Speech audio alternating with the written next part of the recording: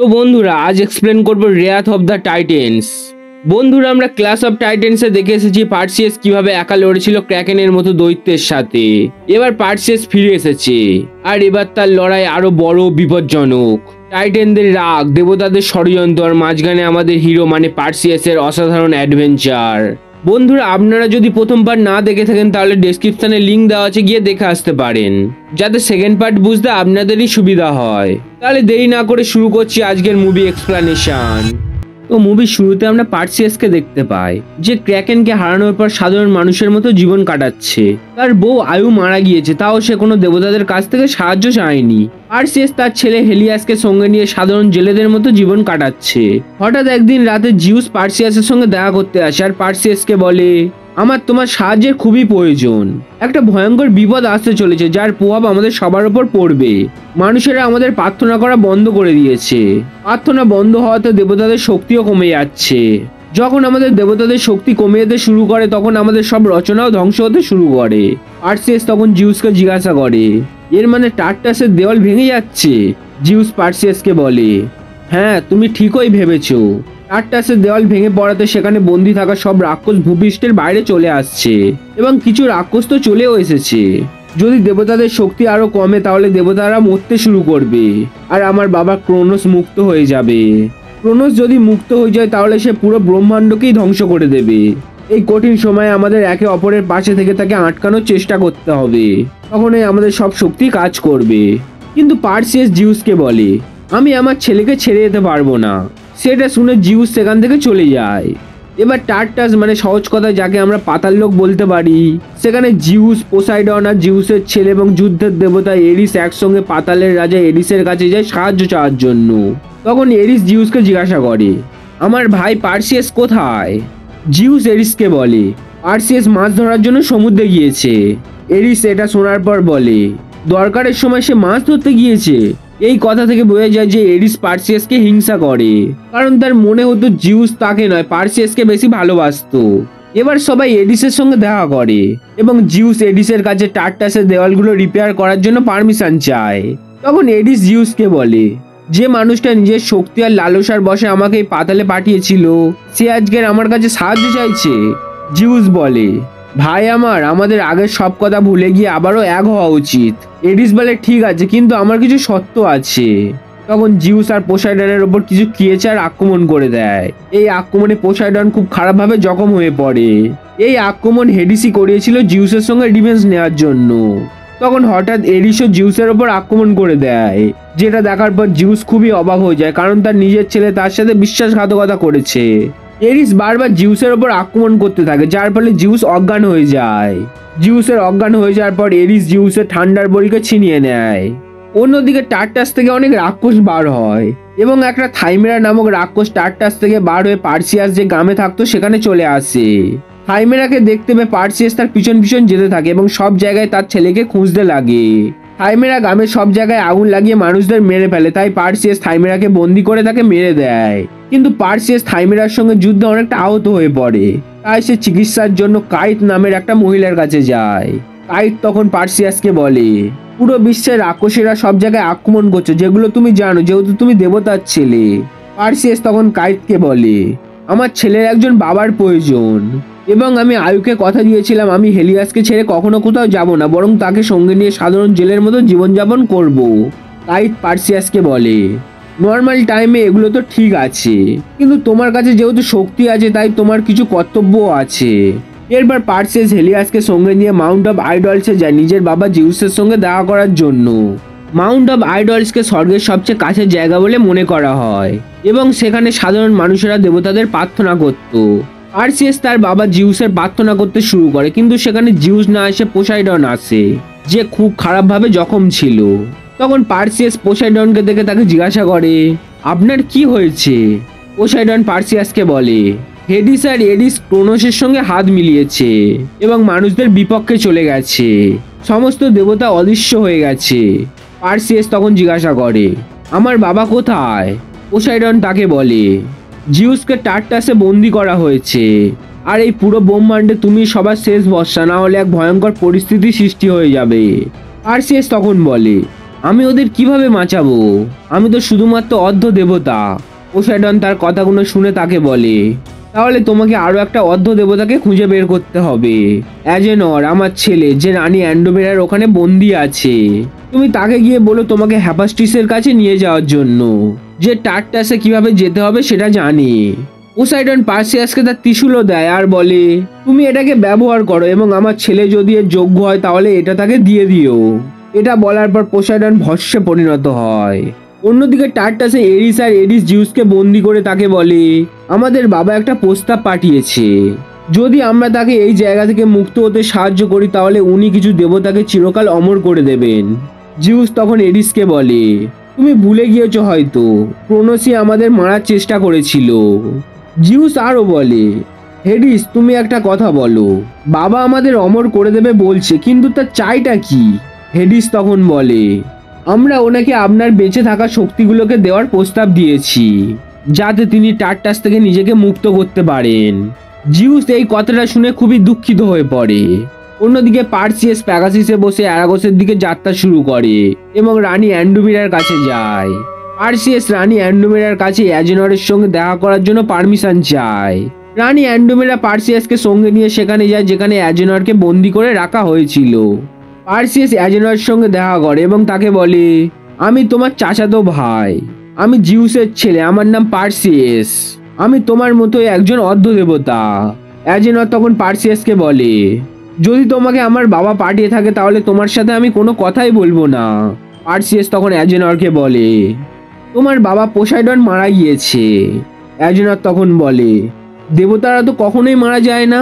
Perseus তাকে বলে, এখন যে সময় সৃষ্টি হয়েছে এই টাইমে দেবতারা মারা যায়, আর আমার তোমার সাহায্যের খুবই প্রয়োজন। তোমার বাবা আমাকে বলেছিল তুমি আমাকে হ্যাফাস্টিসের কাছে নিয়ে যেতে পারবে। পার্সিয়াসের সব কথা শোনার পর অ্যাজেনর তার সাহায্য করার জন্য রাজি হয়ে যায়। অ্যাজেনর রানী অ্যান্ডোমেরার কাছে একটা জাহাজ চায় যেটা খুব স্পিডে যেতে পারবে, কারণ হ্যাফাস্টিস থাকতো 7 সমুদ্রের পাড়ে। এরপর পার্সিয়াস, অ্যাজেনর এবং রানী অ্যান্ডোমেরা তার কিছু সৈনিকদের নিয়ে জাহাজে করে হ্যাফাস্টিসকে খুঁজতে বেরিয়ে পড়ে। রানী অ্যান্ডোমেরা তখন বলে, আমরা কার সঙ্গে দেখা করতে যাচ্ছি, সে আসলে কে? পার্সিয়াস রানী অ্যান্ডোমেরাকে বলে, হ্যাফাস্টিস আসলে একজন দেবতা, যে জিউস, পোসাইডন আর এডিসের যে শক্তিশালী অস্ত্র আছে সেগুলোকে বানিয়েছিল, এবং এই 3টি অস্ত্র একসাথে করলে তৈরি হয় মহা শক্তিশালী বোম্বাস্ত্র। এই বোম্বাস্ত্র দিয়েই দেবতারা ক্রোনোসকে হারিয়েছিল। হ্যাফাস্টিস নামের লোকটা ক্যাল নামের দ্বীপে থাকতো, কিন্তু সেই দ্বীপটাকে আজ পর্যন্ত কেউ খুঁজে পায়নি। তখন অ্যাজেনর পার্সিয়াসের কাছে তার বাবার ত্রিশূলটা চায়, এবং সেই ত্রিশূলকে ইউজ করে তারা ক্যাল দ্বীপের দিকে যাত্রা শুরু করে। এবার সবাই ক্যাল নামের দ্বীপে পৌঁছে যায় আর হ্যাফাস্টিসকে খুঁজতে শুরু করে। সেই দ্বীপে অনেক ফাঁদ পাতা ছিল এবং তার মধ্যে একটা ফাঁদে অ্যাজেনর ধরা পড়ে। তখন এরা সবাই একটা বিশাল জন্তু চেঁচানোর আওয়াজ শুনতে পায়। অদৃশ্য কোনো জন্তু দড়ির সাহায্যে অ্যাজেনরকে টেনে গভীর জঙ্গলের মধ্যে নিয়ে যেতে থাকে। পার্সিয়াস সেই দিকে যেতে থাকে, কিন্তু তখন তাদের সামনে মানুষের মতো কিন্তু এক চোখওয়ালা দানব চলে আসে এবং তাদের ওপর আক্রমণও করে দেয়। পার্সিয়াসের ওপরও আরও একটা এক চোখওয়ালা দানব আক্রমণ করে দেয়। অন্যদিকে রানী অ্যান্ডোমেরা তার একজন সৈনিক যার নাম ছিল গারিনা, তারা দুজন সেই এক চোখওয়ালা দানবের থেকে ভয় পেয়ে লুকিয়ে পড়ে। গারিনা ভয় পেয়ে দেবতা এরিসের প্রার্থনা করে ফেলে। এদিকে পার্সিয়াস সেই এক চোখওয়ালা দানবের সঙ্গে লড়াই করতে থাকে এবং একটা তলোয়ার সেই দানবের হাতে ঢুকিয়ে দেয়। তখন সেই দানবের চিৎকার শুনে রানী অ্যান্ডোমেরার কাছে যে দানবটা ছিল সেটাও পার্সিয়াসের দিকে চলে যায়। পার্সিয়াস তখন তাদের পাতা ফাঁদ দিয়ে তাদের ওপর আক্রমণ করে দেয়, যার ফলে একটা বিশাল গাছের টুকরো সেই দানবের মাথায় লাগে আর সঙ্গে সঙ্গে সে অজ্ঞান হয়ে যায়। পার্সিয়াস এবার সেই দানবকে মারতে যাবে, তখন আরো দুটো এক চোখওয়ালা দানব সেখানে চলে আসে, যার মধ্যে একটা দানবের হাতে অ্যাজেনর ঝুলছিল। তখন সেখানে থাকা একটা দানব পার্সিয়াসের হাতে পোসাইডনের ত্রিশূল দেখে বাকি দুটো দানবকে আত্মসমর্পণ করার জন্য বলে। এই এক চোখওয়ালা দানবগুলো যাদের সাইক্লোপ বলা হয়, তারা দেবতাদের এই অস্ত্রগুলো তৈরি করতে হ্যাফাস্টিসের সাহায্য করেছিল। অন্যদিকে টার্টাসের ক্রোনোস জিউসের বেঁচে থাকা শক্তিগুলোকে শুষে নিয়ে শক্তিশালী হয়ে উঠছে এবং জিউস বুড়ো হয়ে যাচ্ছে। এদিকে সাইক্লোপগুলো এদেরকে হ্যাফাস্টিসের কাছে নিয়ে যায়। এরা হ্যাফাস্টিসের সঙ্গে দেখা করে এবং হ্যাফাস্টিসও এদের চিনতে পেরে যায় যে এরা দেবতাদের ছেলে। পার্সিয়াস হ্যাফাস্টিসের কাছে সব কথা বলে এবং তার কাছে সাহায্যও চায়। রানী অ্যান্ডোমেরাও হ্যাফাস্টিসের কাছে সাহায্য চায় এবং তার প্রার্থনাও করে। হ্যাফাস্টিস তখন রানী অ্যান্ডোমেরাকে বলে, তোমার চোখ দুটো পুরো আমার স্ত্রী অ্যাব্রোথিটির মতো। হ্যাপাস্টিস তাদের সাহায্য করার জন্য প্রস্তুত হয়ে যায়। হ্যাপাস্টিস সেখানে থাকা সবাইকে বলে যদি জিউস টার্টাসে বন্দি থাকে তাহলে তাকে পুরো টার্টাসের মাঝখানে রাখা হয়েছে, আর বেশি সময়ও লাগবে না জিউসের সব শক্তি শুষে নিতে ক্রোনোসের। যখন আমি টার্টাসকে বানাই তখন আমি সেখানে যাওয়ার জন্য একটা গুপ্ত পথও রাখি, এবং যেখানে ক্রোনোস সহ বাকি রাক্ষসেরা বন্দি আছে সেটাকেও আমি বানিয়েছি, যাতে কেউ টার্টাস থেকে পালাতে না পারে। সেই জন্য আমি সেটাকে বাইরে থেকে ভেতরের দিকে তৈরি করেছিলাম, এবং কাজ শেষ হওয়ার পর যাতে আমি বাইরে আসতে পারি সেই জন্য একটা পথও রেখে দিই। ওই একটাই পথ খোলা আছে তোমাদের কাছে যেটা দিয়ে তোমরা টার্টাসে পৌঁছাতে পারবে। এবার দেখা যায় পার্সিয়াস, হ্যাপাস্টিস, অ্যাজেনর আর বাকিরা টার্টাসে ঢোকার গুপ্ত জায়গা পর্যন্ত পৌঁছে যায়। তখন ওই সেখানে এরিস চলে আসে, কারণ গারিনা নামের সৈন্যটা তার প্রার্থনা করেছিল, যার ফলে এরিস এরা কোথায় আছে সেটা জানতে পেরে যায়। এরিস এখানে থাকা সবাইকে মারা শুরু করে দেয়। তখন হ্যাপাস্টিস সেই গুপ্ত জায়গার দরজা খুলে দেয়। পার্সিয়াস আর রানী এন্ডুমেরা এরিসের সঙ্গে লড়াই করে, কিন্তু এরিস সেখানে থাকা সবাইকে খুব মারতে থাকে।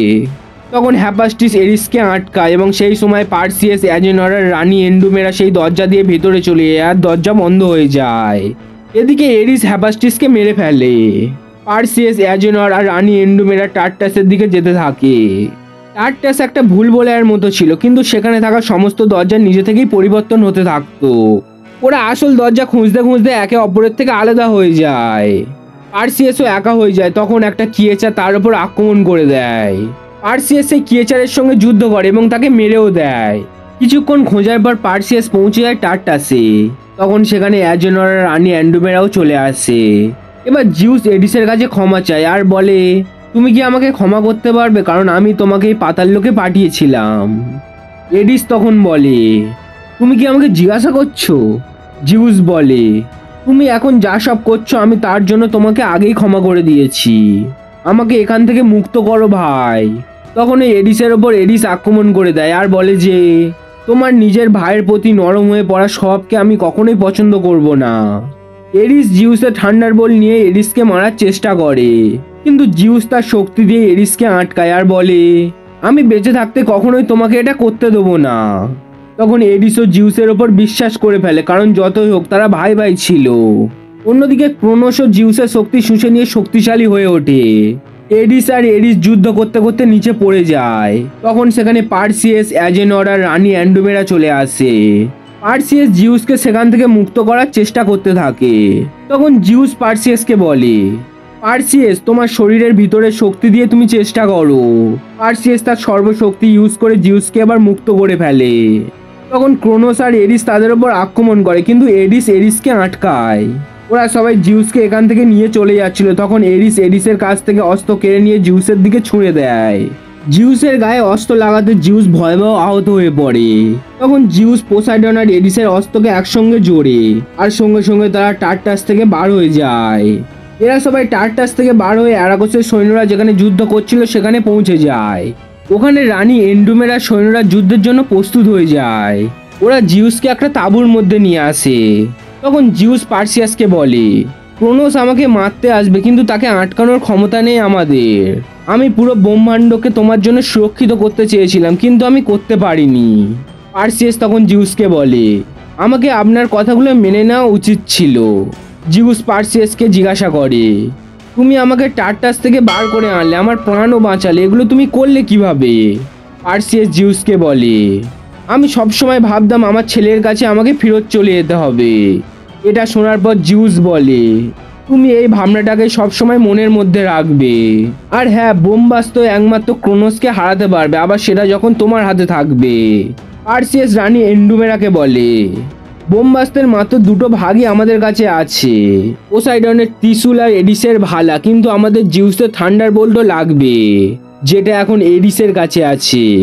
সেই জন্য পার্সিয়াস এডিসের প্রার্থনা করে আর বলে যে ভাই তুমি আমার সাথে দেবতাদের মন্দিরে দেখা করো। তুমি বলেছিলে যে আমি আর তুমি সমান নই, তাই সেখানে আসো আর সেটা প্রমাণ করো। বাবাকে দেখাও যে তুমি সর্বসেরা। এই কথাগুলো এরিসকে বলার পর পার্সিয়াস এন্ডুমেরার কাছে যায় আর বলে আমি যতক্ষণ না আসবো ক্রোনোসকে আটকানোর দায়িত্ব তোমাদের। এটা বলার পর পার্সিয়াস প্যাগাসিসে বসে দেবতাদের মন্দিরের দিকে যাওয়ার জন্য বেরিয়ে পড়ে। তখন ওই অ্যারাগোসের সৈন্যরা যেখানে ছিল তার সামনে একটা আগ্নেয়গিরিতে বিশাল বিস্ফোরণ হয়।